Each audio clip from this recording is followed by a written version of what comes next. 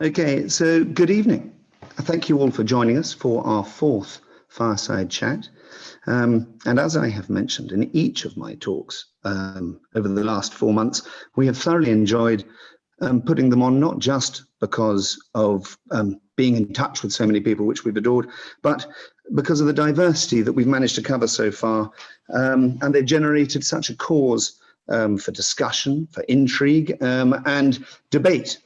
And we started with Murillo in January, and then the war in Oman, Picasso, and now what has seemed to become a most topical subject of rewilding.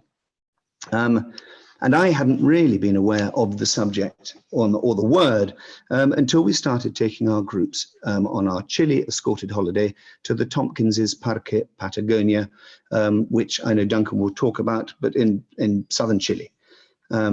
And for those of you who know us here at Almunia, we live on a farm with a mixture of arables, sheep grazing, wild hillside oak and pine.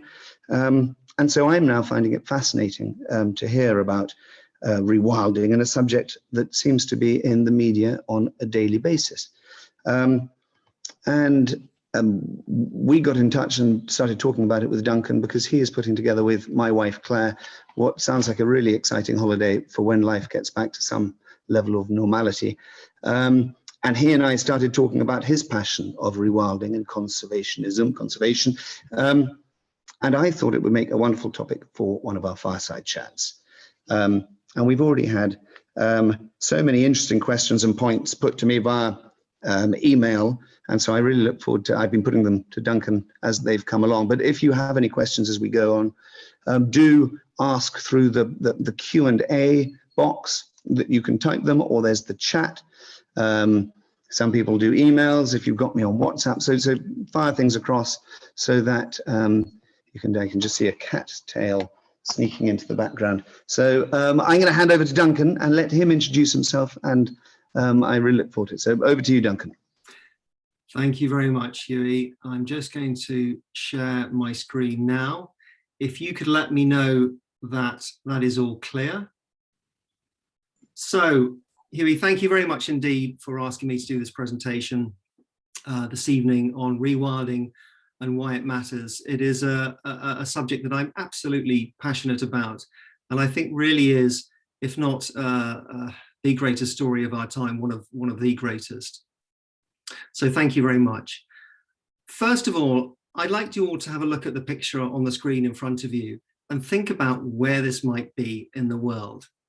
And perhaps as we go through the talk, you can reflect on this and pop your answers in the chat box, and we can come back to it at the end of the presentation. First of all, I'm going to take you on a story. And the story of the wolves in Yellowstone National Park in America. They were absent there for over 70 years until reintroduced in 1995. And you have to ask the question is, why were they reintroduced at this time, back into an area that they'd been hunted out of many years previously? Well, what had happened at Yellowstone National Park was that the deer had proliferated in huge numbers in the absence of a large predator, and to such an extent that they'd grazed out a lot of the valley floors and other areas and other pastures as they grew in number. So as the wolves returned, they began to predate on the deer, and more significantly, they began to change the deer's behavior, pushing the deer away from the valley floors and into more remote areas. And what this did was allow the vegetation and the grass begin to grow again in these lower areas. But perhaps even of more importance was allowing the trees to take root again and the seedlings to grow. And as the wolves became established and they predated on more deer and they moved them around the park in what they term as a landscape of fear in rewilding, the trees were able to grow much more quickly and take a grip in the landscape.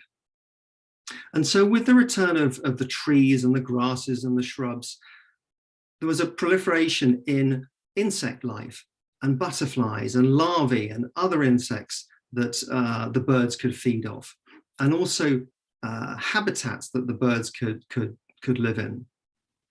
And in addition to the birds, there was a growth in the number of beavers in the park.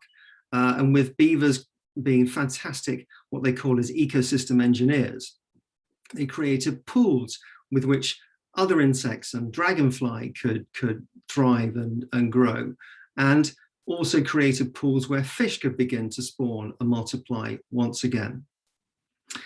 The wolves also predated on coyote in the park as well. And with the numbers of coyote falling and becoming more fearful, the numbers of smaller mammals increased, including weasels, but also rabbits and mice and voles. And what this did was able to increase the number of raptors in the park as well, feeding on these smaller mammals, but in addition as well to the carcasses that the wolves had left behind from their hunting. In addition, the number of bears increased in density and population. They were able to feed on the carcasses that the wolves had left behind, but also on the increases in the plants and the vegetation and the trees and the berries that were more present in the park. The biggest change of all, though, that the scientists noticed in Yellowstone was the changes to the physical geography of the park. And as the plants and the trees, particularly in the riparian zones around the rivers, took root, they noticed that there was less erosion occurring. And the rivers became steadier in their courses, and more pools were created. And this became a kind of a virtuous circle of the rivers gaining in more vibrancy and life, as well as the surrounding landscapes too. And so over the past 25 years, we've seen much richer landscapes within Yellowstone that not only benefit the plant life and the animal life, but have also become a fantastic opportunity for more carbon sequestration and the drawing down of more carbon from the atmosphere, again, of which we'll talk about a little bit more later. So overall, the wolves have been a great success story into Yellowstone, but it's not been without its challenges. As you might imagine, bringing a predator back to a landscape that they were once removed from. There have been challenges with local ranchers and landholders, and even indeed lawsuits over the years, preventing them from coming in, and indeed when they were in, trying to remove them. But overall, the success has remained, and people's support for the wolves has remained. To such an extent that in Colorado just last year, there was a statewide vote on the reintroduction of wolves back into Colorado, which succeeded, and wolves will be reintroduced there in the near future, with the hope one day that a corridor can be created from Canada through to Mexico, where wolves can roam free once again throughout the continent of North America. So what function have wolves played in that story of Yellowstone? They're what is called a keystone species, a species that has a disproportionate positive impact on the ecosystem in relation to their density and numbers. And what a keystone species does is it's part of a trophic cascade, a flow of food through a functioning ecosystem. And a keystone species in this case has occurred at the top, flowing down from an apex predator down through other animals and species within the system. But keystone species can also occur at different points within a trophic cascade, at some point in the middle, or indeed even at the bottom of a trophic cascade, such as phytoplankton, perhaps our most important organism on the planet, providing the vast majority of the oxygen that's released into the atmosphere. So that is, I hope, a brief sort of description of a keystone species, a trophic cascade. What is rewilding? Rewilding is an evolving term and process, I would say. Certainly not a goal as a conservation method, but definitely a process. But broadly speaking, it is the long-term, large-scale restoration of ecosystems where natural processes can begin to occur and nature can begin to take care of itself without human intervention or management. It is a complement to traditional conservation methods, which are more of a form of protection. It is about restoring what we've lost over the past 100 years and before that as well. So that is, I hope, a good description for you as to what rewilding is. This is another cascade of water, and we come on to why rewilding is so important. And as you can see, this is a flow of water from a giant iceberg. And this is a function of what's happening to our climate. We've probably all heard of the climate emergency, biodiversity loss, and what is happening around that.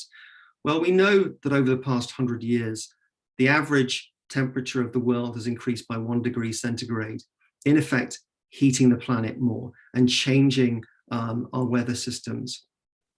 And we also know that we've suffered a terrific amount of biodiversity loss. This is beginning to change our life systems, if you like, on the planet. Probably one of the best ways of describing this has been with Sir David Attenborough in his recent film and book, A Life on Our Planet, where he describes 3 aspects of the story.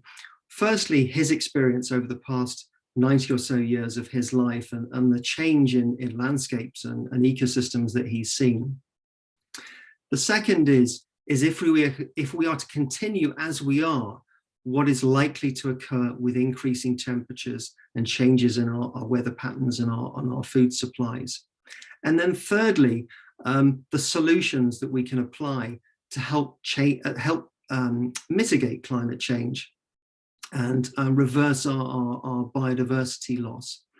And he finishes with the term, we must rewild our world. He also goes on to explain how interconnected everything is.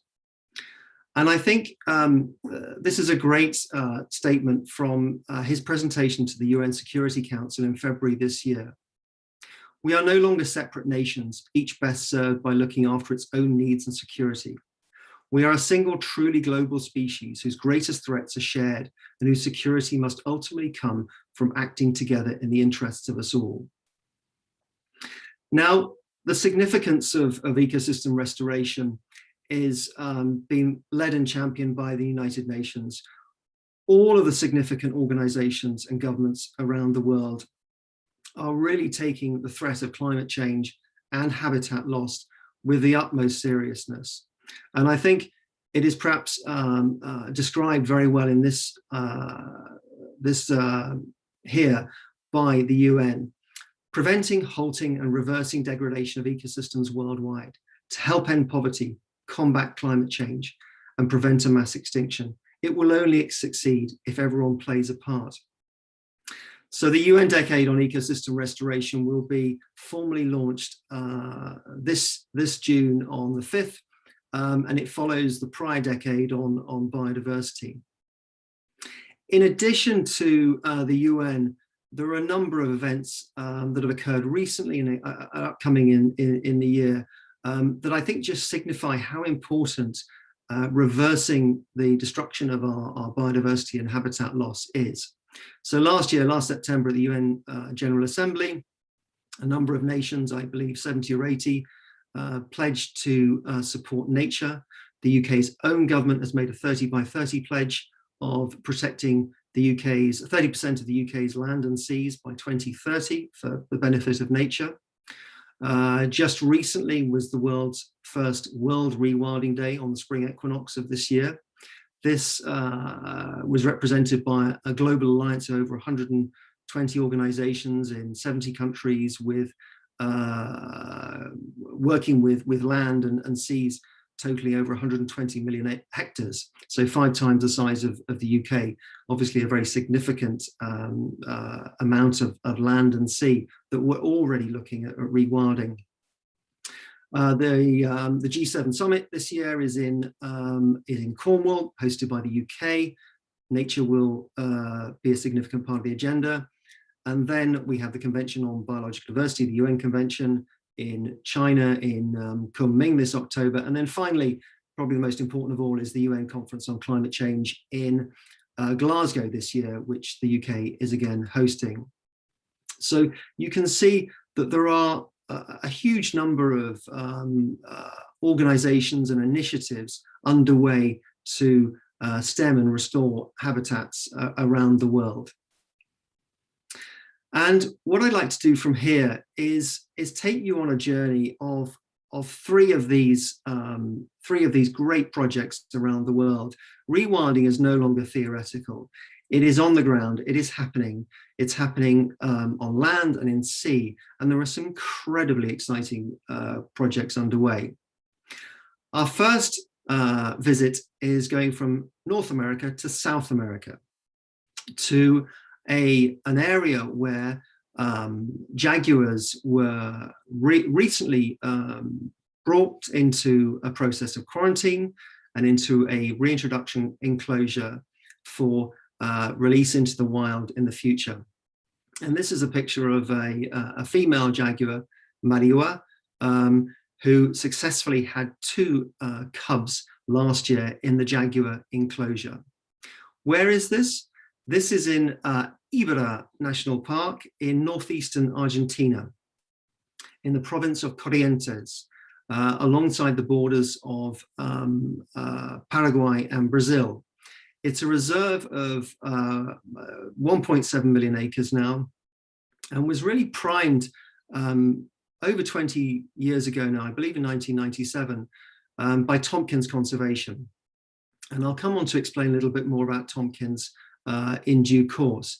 But it is a remarkable story of how over a long period of time, with perseverance, determination, how a brand new national park in Argentina has been born.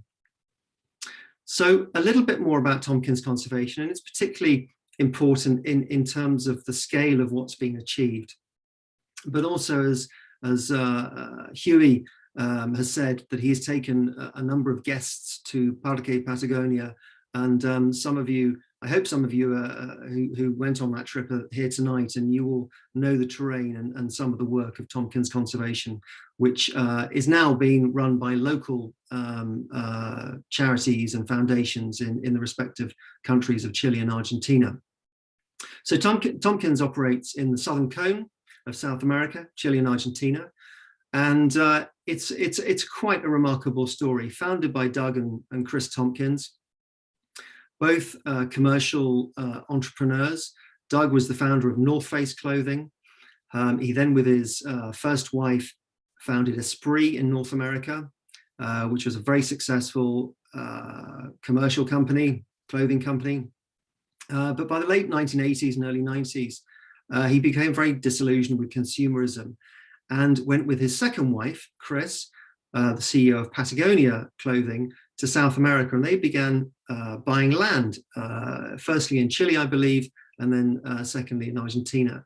And it is quite a remarkable story that over that time of nearly 30 years now, 15 new national parks have been created, of over 15 million acres of land and 30 million acres of marine areas as well. It is quite a remarkable story. And I believe Lisbeth Rousing has said that Doug and Chris are the greatest conservationists of our, or indeed any era.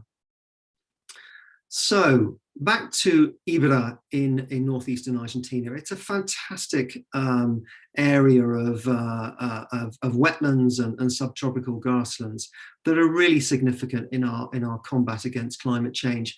Over 90% of the world wetlands have disappeared in the past 100 years. So incredibly important for its biodiversity, but also carbon sequestration. Now, the stories of Doug and Chris and their work in in Chile and Argentina and Ibera are not without significant challenges. And I believe in Chile, they were accused of a variety of things. And when they first started buying land in Ibera, were even accused of purchasing the land in order to secure the water rights to sell to the Chinese. However, time has passed, and those obstacles and so on have been overcome. And we now have a very positive situation in the park of the reintroduction of animals, but also the significantly bringing communities back to life as well. And here we see one of the animals that's been reintroduced in the foreground, a giant anteater, with one of the guides and the trackers within the park. And this is really a significant part of rewilding, is bringing people back into landscapes, providing rural employment and providing opportunities for people. And these opportunities include ecotourism. Ibera and the surrounding areas historically was logged. It was used for rice farming. It was used for ranching as well. And whilst perhaps profitable to begin with, as these resources were denuded and taken out, livelihoods fell away, and young people in particular began to move away to the cities. But what they began to see in the park and in the surrounding areas was a real energy and vibrancy coming back to these parks, together with obviously the employment opportunities that occurred with bringing species back into the park and visitors returning. And it also encouraged the promotion of sustainable local crafts, using local materials, local organic materials, back into the housing and back into other materials that are used in building. And so it gave them not just with having the animals coming back into the park, but a real sense of pride and cultural identity. And I see this in so many cases across rewilding projects around the world. In the case of Ibera, I believe that the recent saying was, if I get this correct, Corrientes vuelve a ser Corrientes, which basically means Corrientes becomes Corrientes again.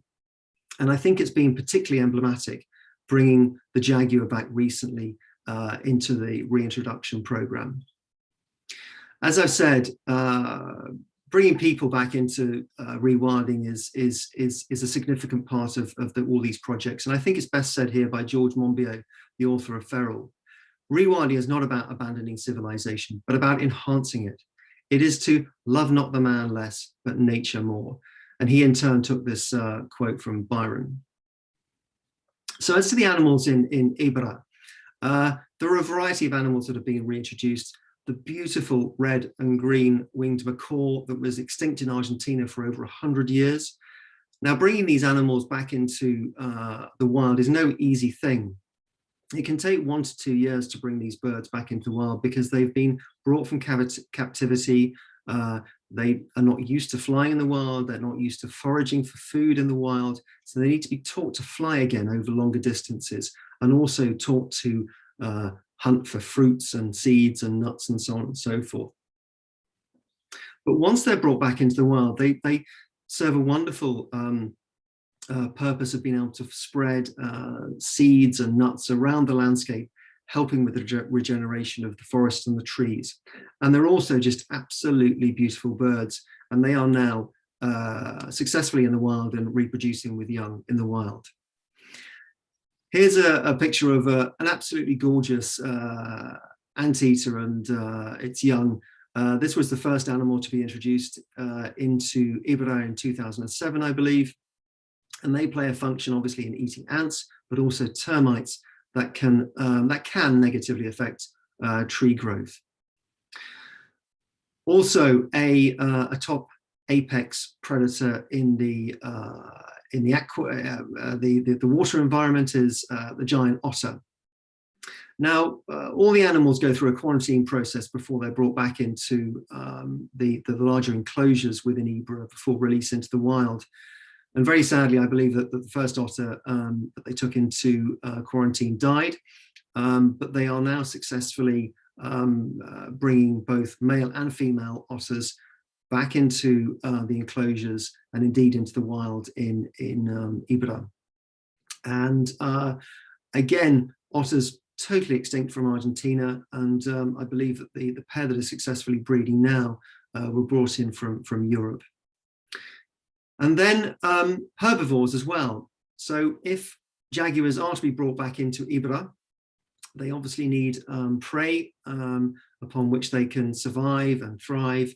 And the pampas deer, along with jaguars previously, was hunted to near extinction, and a number of these have been translocated back into the park and are now breeding successfully.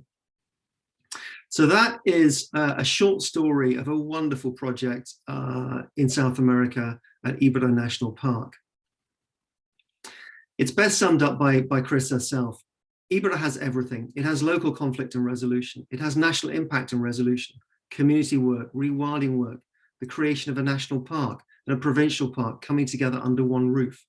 If you wrote a book about just one conservation project, this is the one to write.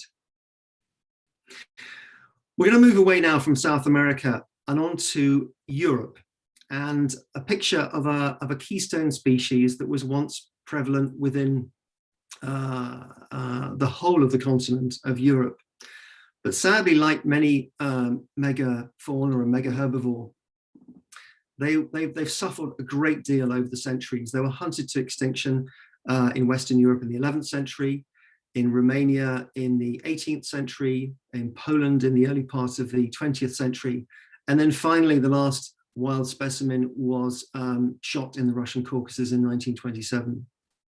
And just 50 of these animals remained in captivity, principally, I believe, in Eastern Europe, in zoos and private reserves. And through the determination and perseverance of some dedicated naturalists, since then, they've been able to breed in captivity, and they began to release them back into the wild in Poland, I believe, in the 1950s. So why is the European bison or wisent such an important animal to bring back into a landscape? These are large creatures, and we have to consider, would they cause damage or danger? But no, they act as a species that can complement an environment and the other animals within an environment. They can carry seeds and other pollen on their fur. They can obviously disperse fertilizer and similarly seeds and nuts through their dung. They're also prevalent grazers and browsers, helping to create a mosaic of forest and pasture habitat, and can help encourage flowers and plants and other species to thrive, including birds as well. This picture is provided by an organization called Rewilding Europe. For those of you that live on the continent, please do go to Rewilding Europe as a resource. It's a fantastic organization with 10 projects now underway across the continent, and is really on the move as a rewilding organization and catalyst for rewilding on the continent.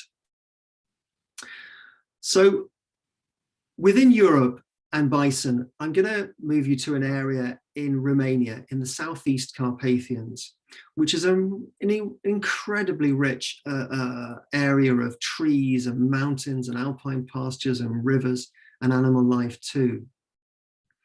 Here we have a map of Romania. I'm sorry that I couldn't get you a better one, but it's really representative, I think, of the area that we're looking at in the southeast Carpathians. So the Carpathian Mountains spreading as an inverted L across the center of the country.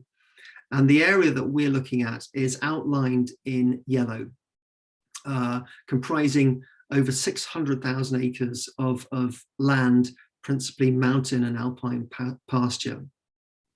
And this is a project that was established over 10 years ago now by an organization called Conservation Carpathia, by two scientists who are wolf scientists who visited Romania from Germany and Austria in the 90s and discovered an almost an Eden of wildlife and forests in this area. it's an area of Europe's largest density of wolves, bears, lynx, all of these apex predators and keystone species, and is an incredibly rich area. However, because it is so rich in its natural resources and particularly timber, it's been under real pressure from logging, and in particular illegal logging, which has really taken out a lot of the landscape. But with the help of Conservation Carpathia and the team there, which now numbers over 100 people in the local town of Brașov, it's brought some safety, some security to the local area, and actually beginning the process of restoration where the trees have been taken out, which also helps with local employment and bringing back a sense of pride for people with the landscape that they work and live in. And so it's another reminder of bringing people back into landscapes, it's bringing employment back into landscapes, and it's bringing a pride back into landscapes for people and protecting their cultural identity. What it's also doing, like Ibra, is bringing tourism back into the area as well. And you can see from this photograph just how magnificent and wild these landscapes are. They have also brought back in hides and cabins where appropriate, so people can actually spend time in these mountains and experience just how incredible these areas are. Here is a picture of one of the founders of Conservation Carpathia, Barbara Promberger, on the left-hand side with a camera trap, and then on the right, Simona Bordea, who is the tourism manager. And it is quite remarkable what they have done in the face of timber exploitation, pressure, but also then taking community engagement with the local people and being really helping to bring people back into a connection with wild nature. So part of the process of helping the area that they are looking to protect and conserve, the Fagarash Mountains, is bringing back a population of bison. And they were successfully reintroduced as a small group last year, and with the ambition to grow that number up to about 100 in 2025. And for those of you in the UK, the exciting news that we have is that we are looking to have bison brought back into the southeast of England in Kent next year in 2022 as part of the WildEast project. And I must say, I am so excited about seeing bison on UK soil. So the final area that we're going to talk about is coming back to the UK. This is a picture of Scotland, fabulous Scotland, of its wide open landscapes, incredible mountains and vistas. And this is typical of what we see in the highlands and uplands of Scotland. What we can also see are fragments of what the Great Forest of Caledon used to look like in Scotland. And this is atypical of what we see now, but it is representative of what Scotland and more of Scotland could be where appropriate. The Great Forest of Caledon, the Caledonian Forest, extended as far as this up to 4,000 years ago, an immense part of the north of Scotland and the highlands and uplands. But over the years, through changes to the resources that were required, political changes, much of this forest has been lost now, and there are just tiny fragments remaining in this area. But in 1989, a new foundation was established called Trees for Life by Alan Watson Featherstone, who saw what was happening to the last remaining fragments. And this picture was taken in 1989. And it's really representative of what was happening and what has been happening to Scotland over many years now, which was an artificial environment where there was a huge amount of grazing by deer that were growing in number without natural carnivore predation. And deer are naturally woodland creatures, and so they will naturally go into woodlands. They will graze the heather. They will take out the seedlings, and really bring down the understory around trees a great deal. Now, what Alan and his team have done since 1989 is look at these areas and begin to effectively create artificial proxies for natural predators and fence off these areas. And this is a photograph 25 years later, which shows the process of natural regeneration. And you can see the trees beginning to come back in, and the understory and the heather and the grasses begin to grow again. Here's another example of, on the left-hand side, an area that remains grazed by deer or perhaps sheep. And on the other side, you can begin to see the vegetation begin to grow up once again: birch, rowan, alder, and then obviously pines as well. Now, large parts of Scotland don't have local tree sources. And so Trees for Life are also engaged with a tree planting program. And these are seedlings that are grown from local tree sources where the genetic composition is correct for planting those trees. And in turn, this has brought people back into nature. And you can see here people who are engaging with the tree planting process for Trees for Life. Now, another organization that I want to talk about is Rewilding Britain. They have done some recent research on rewilding areas, and they've shown that rewilding has increased employment in these areas by 47% and volunteering opportunities 8 times. So it's of real significance actually how people can be brought back into nature with rewilding programs. And you can see here the successes of some of these trees beginning to show in the landscape. And there are various examples throughout Scotland now of trees and rewilding occurring. So coming back to Rewilding Britain, I have 3 slides to show you here of what a traditional Highlands uplands landscape looks like. And before we go on, I want to make mention of Rewilding Britain. If for those of you based in the UK who want to engage more with rewilding, please reach out to Rewilding Britain. They are a remarkable and fantastic organisation with great resources at hand and help that can be given. So please go to their website and have a look at the resources available there. So this is just illustrative of what a landscape could perhaps look like over time as grazing subsides, as perhaps some of the more traditional cedar spruce plantations are taken out and some of the more native woods and trees are brought back in, which will increase the bird life, the plant life, the pollinators, and all of these things we see in a richer landscape. I mean, I think one of the concerns that one has about perhaps traditional practices in the Highlands and Uplands is the damage that it does to some of the bird species. So that whilst the red grouse thrives in these conditions, the black grouse, like the capercaillie, is under extreme pressure and is heading towards extinction.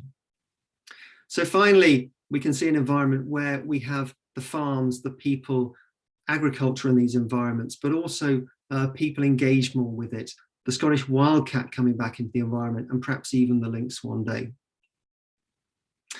And ending up with areas of Scotland that perhaps look like this once again. And so what does all this the trees and the plant life do? It can bring back the species of red squirrels to much more viable populations. And it can create larger areas for them to breed in, and also make connections and corridors between the forest that they currently live in. We talked about beavers at Yellowstone.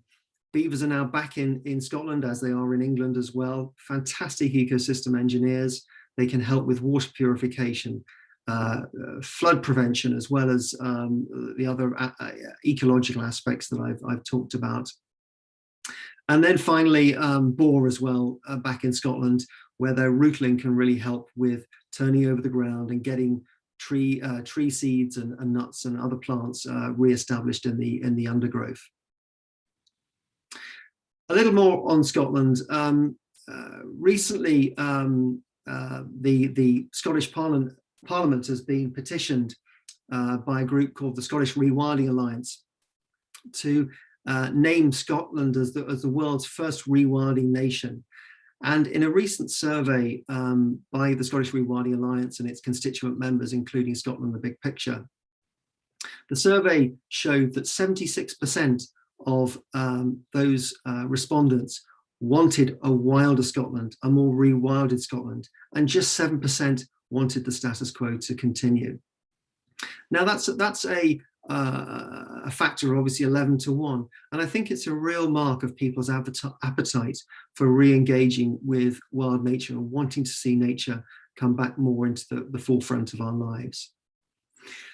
Briefly, as I come towards the end of my talk, I just want to return to the more of the lowlands of England, and perhaps probably the best known rewilding story of all, Knepp Estate in the southeast of England in West Sussex, where amongst a number of animals that they have brought onto the estate of 3,500 acres, including the Tamworth pig, the Exmoor ponies, the English longhorn cattle, but perhaps the most iconic for me is the stork.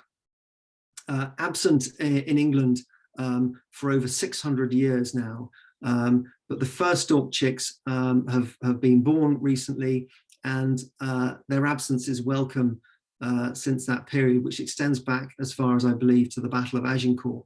And it's magnificent to see these birds in the landscape once again.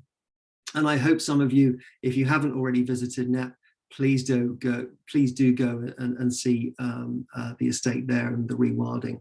I also want to make mention of a new foundation launched last year, WildEast, in the region of East Anglia by 3 trustees, Hugh Summer-Leighton, Argus Hardy and Ollie Birbeck.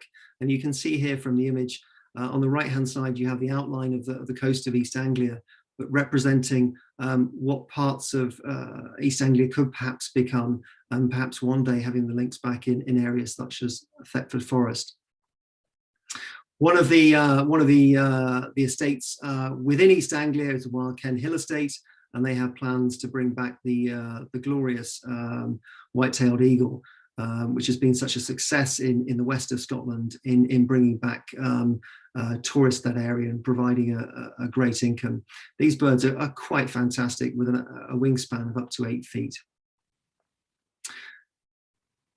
So this has been really a story about what we can see in the future. And I think Pete Cairns, the Executive Director of Scotland the Big Picture, sums this up best. We need to stretch our imaginations to what is possible, not first settle for what is easy. Rewilding asks us all to think differently, to reorder our place in the natural world. And it is not just about our rural spaces, but it's also about our cities, our urban, our suburban spaces, how we can rewild our window boxes, our gardens, our farms and other areas around us, and also our minds as well. It's to think differently about what world we can live in and recover what we've lost as well. So coming to the end now, what did happen to Mariua, the jaguar mother and her 2 cubs? Well, in January this year, the gates of the enclosure were opened, and they are now in the 1.7 million acres of Ibbara and running free. And I think this is an incredible story of what we can achieve if we put our hearts and our minds to it. We can bring back species that have been denuded. We don't have to accept what is. And to me, that's just what makes me so excited about rewilding and habitat restoration. It's a story of hope and positivity. And I hope that we can all engage in it in one form or another as we go forward. So just lastly, I'd like to say thank you. Thank you, Huey, for allowing me to do this. A special thanks to Abigail Manson, who helped me with the preparation of this presentation. You're a star, Abby. Thank you very much. And then to all the other people who've helped me on my rewilding journey and for their work and their photographs with this presentation. Thank you. I hope that my work will continue to repay all your time and courtesy with me. Thank you. Huey, over to you for the Q&A. Well, well done, Duncan. That was brilliant, just to, I imagine for most people, just to get their minds into understanding what it is, where it is. So thank you very much indeed. Now, just working backwards, your map of East Anglia, it's been asked, can you just point out that it did represent in its shape what looked like an animal? The map Yes. Which was that a lynx or a bison? It's a lynx. Lynx, I thought it was a lynx. It's a lynx. So the right-hand side of the profile is the East Anglian coast. And then there's been an element of creativity added. But I think it's really representative of WildEast's ambitions to look at how wilder nature can be brought back into that landscape. And the three trustees, they are all farmers and landowners. And so, they have a real stewardship or custodianship of the land and a responsibility to produce food, which they do on their farms and estates. But I must say they're very engaged with how they can bring back wilder nature into the landscape for the benefit of nature, but also for the benefit of people as well. And I know in my discussions with them, it's not just about rural communities, it's about the urban communities as well. And giving people a real sense of pride in the region of East Anglia. Yeah. Now, I've had a number of people ask about the wolves introduction in Scotland. Has that started? I know beavers in Cornwall and Scotland, and the lynx, and sort of how is all the British sort of reintroduction of animals going? Okay, well, I think with specifically regard to wolves, I think that is some way off, if at all. All the conservation projects that I've talked about have been in conjunction with local communities. It is not something that is coming from the top down. So wolves need large ranges to work across, and they need a good quantity of prey species. And clearly there are concerns about bringing wolves back to Scotland. I mean, I should say that wolves are present in every single country on the continent, and there are still concerns about whether they how they're operating in Denmark or the Netherlands. But so far, communities have been tolerant, welcoming of bringing back wilder nature into their worlds. Where they have always been in countries such as Romania, the local inhabitants, the local communities are familiar with how they work with the wolves and how they protect their livestock and their sheep. And I personally, I do believe it can happen one day. What is more likely in the near term is lynx. They are smaller creatures, no more than 30 kilograms. And if they have the right habitats and the right areas and the right quantity of prey, and the communities are safeguarded and there are protection mechanisms in place, then I think they can be brought back in. Yeah. Now Ian made an excellent point, and you talked about the seas and the oceans, but he just wanted to emphasize the importance of protecting the ocean, rewilding the land. And you and I discussed off air a new Netflix rather frightening series of documentary. Seaspiracy, perhaps some of you have seen this. It's a fairly new production, but I on reflection, perhaps I should have incorporated an ocean rewilding project. I perhaps haven't, because obviously the terrestrial projects are more visible. But actually, if there's one thing that we really need to save, it's our oceans. Seaspiracy is a rather tough viewing, quite frankly. But I think I gave the example of a keystone species within the ocean environment, phytoplankton, tiny microorganisms that play an incredible role in the releasing of oxygen into the atmosphere, and also sequestering carbon, and a part of the food chain leading up to the krill and the flager fish and the predatory fish and whales and so on and so forth. But perhaps rather than sort of go into further detail about it, is to watch Seaspiracy. The oceans provide the biggest carbon sink that we have, the most amount of oxygen, and is a critical part of our life systems, including the currents in the atmosphere and so on and so forth. And what's encouraging for me is that I do see more work occurring in marine environments now.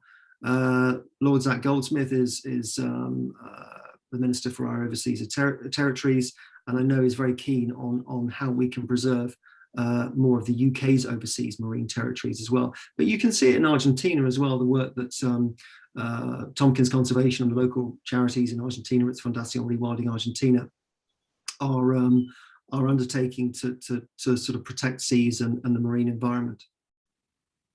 Yeah. So I've got a number of questions towards agriculture, so I'll try and sort of put them in together. And one is the rewilding, which, how does it generate for small scale farmers? So if the majority of land ownership is by small holdings, how can they maximize their land? You know, how can they rewild if they're not going to be funded? Which also going to, how can you fund to fence off communities so that it all, you know, where's the money coming from for this? Well, you know, that's an absolutely great question. I mentioned Rewilding Britain as the UK's leading rewilding charity, and I work with them and on a specific area around the financing of rewilding, because yes, we have to be practical about this. How do people make livelihoods out of the land and property that they own? And so clearly at scale, it is perhaps easier. One of the mechanisms that we're looking at is how we can aggregate smaller land holdings and look at how we can source income for that. Maybe it's carbon credits, maybe it's carbon offsets. I mean, there are concerns around utilizing those, but it's an area that's really under review as to how we can help bring income into people that own properties that want to rewild, particularly smaller properties. I wouldn't say there is a silver bullet right now. There isn't. If there is to be an income, it's going to be a series of silver bullets. So looking at how you can income stack through working with neighbours, through perhaps utilising the new agriculture bill, which has obviously replaced the European Common Agricultural Policy. That has passed into law now. As part of the agriculture bill, you have the environmental land management scheme with 3 different tiers in it as a replacement subsidy for CAP. And there are trials occurring around that as CAP is phased out and ELMS is brought in.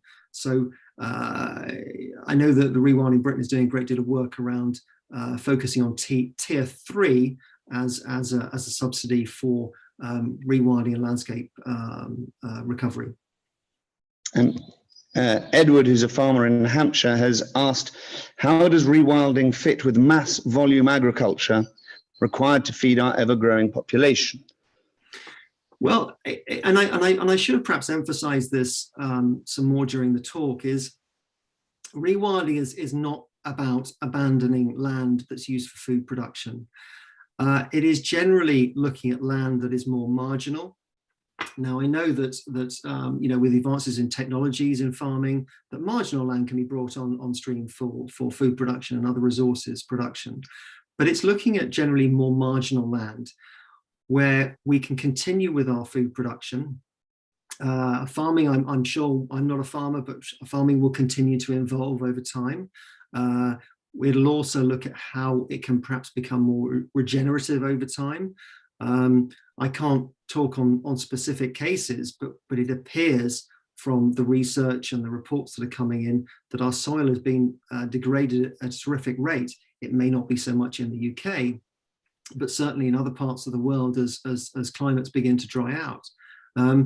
I should also mention that actually some further research by Rewilding Britain has shown that climate zones within the UK are moving northwards by 5 kilometres per annum on the basis of how the climate is changing.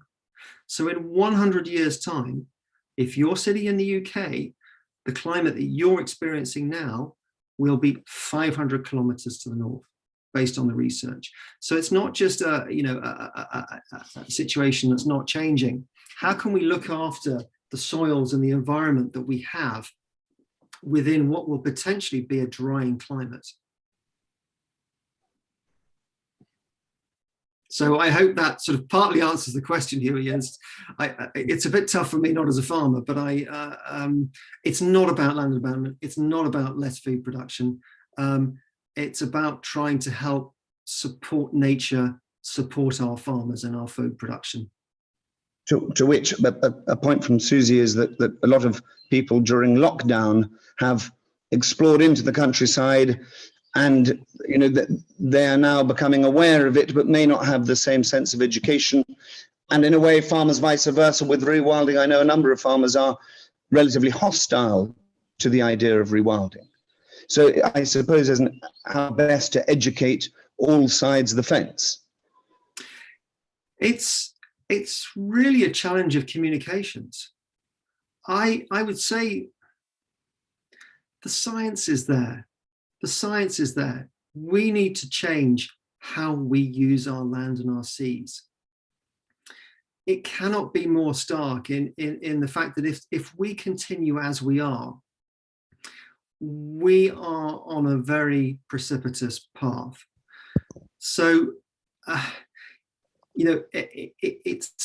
there's no doubt that I think the term rewilding conjures up wildernesses and danger and other alarming items. And so perhaps that's one of the reasons why Isabella Tree used the term wilding for her book about the story of Nep. So part of what rewilding has to do is to communicate the benefits to people of having a wilder nature, not rolling it out across the entire our land and our seas in all areas, but actually where it's appropriate and where we need to put it back as well, because it's not about nice animals to look at or going to the country for a day. It's about supporting our life systems on a large scale that will affect us as we go forwards if we don't take this on. And I repeat it again, this is not something for conservation charities. This is being taken on by the United Nations, by our national governments. How can we mitigate climate change? How can we restore our ecosystems? And how can we reverse biodiversity loss? We know that COVID-19 and Ebola are functions of our destruction of habitats and our invasion into wilderness areas. Yeah. Now, you talked about the greening of urban areas, and also there's been a bit that I find fascinating, because everyone can do their bit, starting from recycling, going all the way up to if you are a landowner. But Harry's asked, first steps that you would suggest to a person who has a 5-acre plot or garden.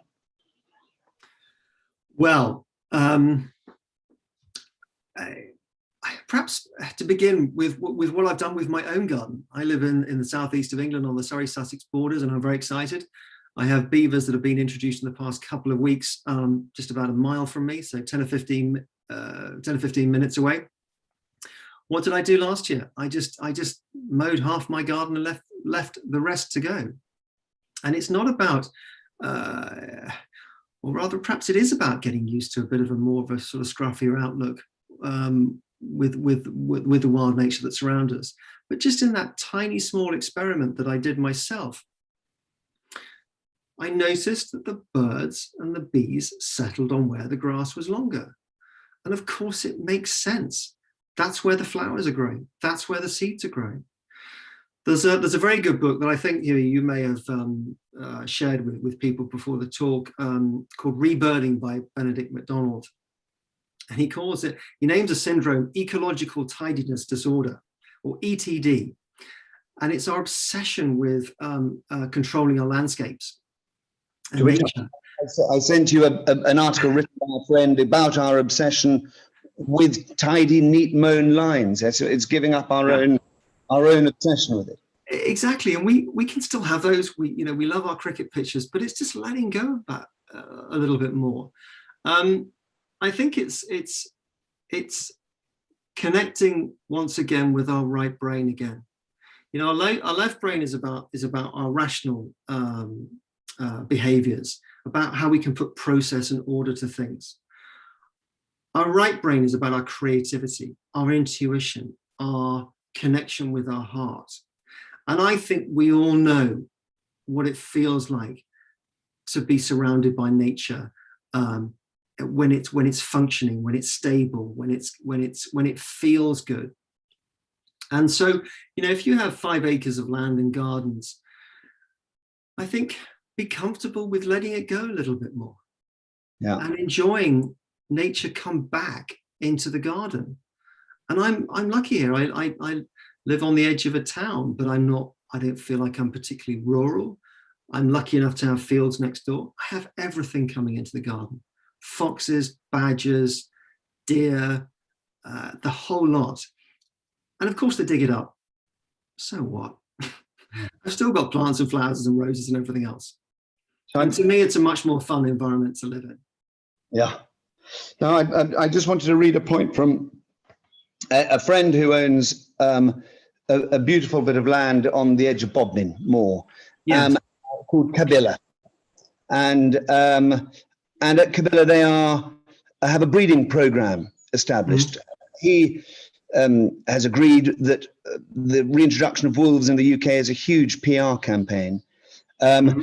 They're starting the journey with wildcat. Mm-hmm. And next year, they're going to begin looking at lynx. Mm-hmm. And those lynx will control the roe deer. Otherwise, they will never get oak regrowth. Yep. He goes on to say that pine marten to wildcat to lynx to wolf is an incremental journey that will build public trust and benefit the ecosystem by introducing ever more impactful apex predators. And they've, if anyone wants to go to Kabila and Cornwall, it is there, kabilacornwall.com. And I suppose everyone ought to be encouraged to try and see it, understand it, and sort of get involved with it, with the whole idea of it. Well, I think that's absolutely it. Well, I'll certainly be cheering Kabila on. That sounds absolutely fantastic, and I hope I can visit one day. But it's about reconnecting ourselves with nature and experiencing some of these projects. I mean, I've given you a couple of examples, or more than that, within the UK, and actually just going out and seeing how wonderful it is. It is quite remarkable standing in the middle of an estate and watching these storks fly over. Yeah. It is like something from a different time. And yet, within Europe, they nest and exist happily in many areas. Why shouldn't we have them back in the UK? Why shouldn't we have the Scottish wildcat back in our environment, and lynx, and potentially even wolves in Scotland in the right areas? It's about our thought processes and how we can begin to get more comfortable with these animals in our landscape. But I'm lucky. I've seen bears in Spain. It's remarkable seeing these wild animals in our own continent, talking as Europeans. But there are other wonderful projects all around the world as well. A point that has been made about the legal introduction, that the controlled introduction in Scotland of beaver have been a great success. Yet in central Perthshire, there's been conflict because people have been irresponsibly introduced. Is there someone to help control rewilding and that sort of aspect of it? I mean, my experience is that there's such a passion within people who are engaged with rewilding to see it succeed, is that they want to do it responsibly. They want to do it with engagement and with collaborating with other people. They don't want to jeopardize the success that it can be. They don't want to be reckless with, bringing in animals and so on where it's not acceptable. I think sometimes the envelope is pushed, and perhaps sometimes when it comes to beavers that are entirely vegetarian, they're not going to eat fish, they're not going to eat anything other than the trees and plants around them. Sometimes the envelope does need to be pushed, but generally I think we're at a place now where we can do it in an appropriate manner. Yeah. yeah. And there are lots of people writing lovely things saying thank you so much, an appreciation of the understanding. There's one question here from Nicholas. In the UK, who chooses which land should be rewilded and how do they implement their decisions? Or is it a matter of subsidies for doing nothing over many decades? Net received EU subsidies for the farms. Mm-hmm. Mm-hmm. I mean, in terms of the question, who chooses to rewild? I mean, I think that's down to the individual landowner, whether it's privately held, community held. You know, I think there are parts of the Crown estate that are looking at how they can not necessarily rewild, but have wilder nature on the properties. You know, perhaps the church, perhaps the MOD. All these organisations are looking at it as a means of managing the land. As I say, I'm not deeply familiar with the subsidy system within the UK and how it affects farms, but yes, we have subsidies in the UK that have existed since the Common Agricultural Policy, and these are going to be replaced by our own agricultural bill and ELMS. So I think it's down to the individual landowner as to whether they wish to rewild or not.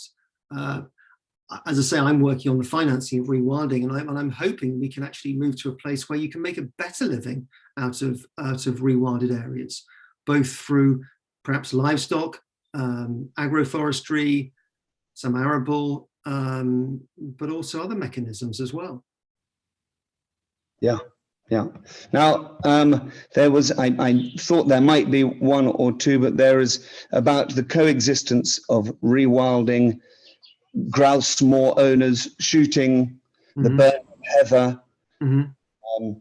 You know, you showed in your diagram that, you know, the curlew lapwing cuckoos being, you know, prolific, but can they go hand in hand? I believe so. I mean, I've said this to you, Hughie. I am not anti-shooting. I am not anti-hunting. I grew up shooting and I no longer continue it. That's my personal choice. But I think, you know, for those that want to continue it, why not? I think it's the extent over with which it's done in terms of the actual landmass, whether it's deer stalking, private estates in Scotland, you know, the moors in the north of England and southern Scotland, is that there is potentially so much land available that can be used to bring biodiversity back into the UK. Obviously, we're talking about the UK context here. Yeah. And perhaps, you know, we can look at a world where you know, shooting and hunting is performed in a different way in the UK. You know, there's no doubt for those that enjoy it, shooting grouse on the grouse moor is a great sport, but perhaps, you know, more of a Scandinavian approach to shooting, more of a rough shoot, might become popular in the future as well across wilder landscapes.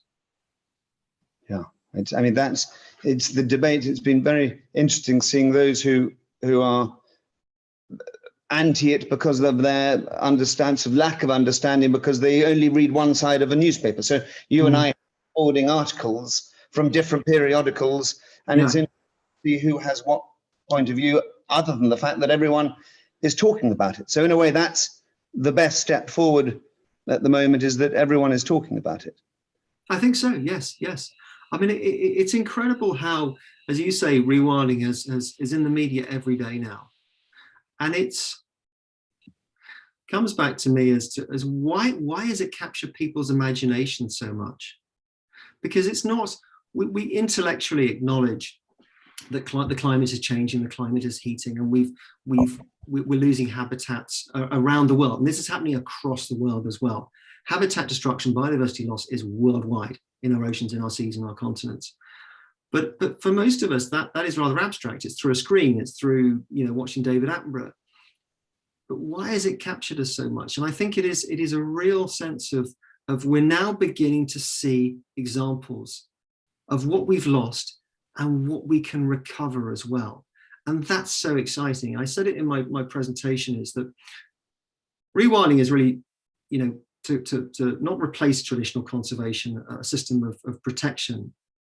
It's to complement it. But it's about restoration. It's about envisioning what can be in the future. And we've got these seeds growing around the world, and it is incredible and it's exciting. And that's what inspires me. Yeah. Well, thank you so very much. And for everyone joining us again across the world, our last talk in what we're calling the series, because we hope to be back next winter, even though we also hope that we'll be running holidays again. But next winter, we might do another 5 talks. Duncan, we could maybe speak again about where we are this time next year. But our last talk in the series has been, we've had many people asking us to do it and asking about us. And it's going to be a talk with my father, Hugh, and I with my mother and hopefully Claire and the girls about how we come to do what we should normally be doing. So that is next month, and we'll be sending an email out about that later on. But Duncan, good night and thank you. It's been such a pleasure to be engaged with you about this, and for everyone for watching. Well, Hughie, thank you very much indeed. It's been a real pleasure speaking with you tonight, and thank you to everyone who joined tonight. I hope it's been of value and interest. It certainly inspires me every day. So thank you, Hughie. All right. Bye-bye. Bye-bye. Bye-bye.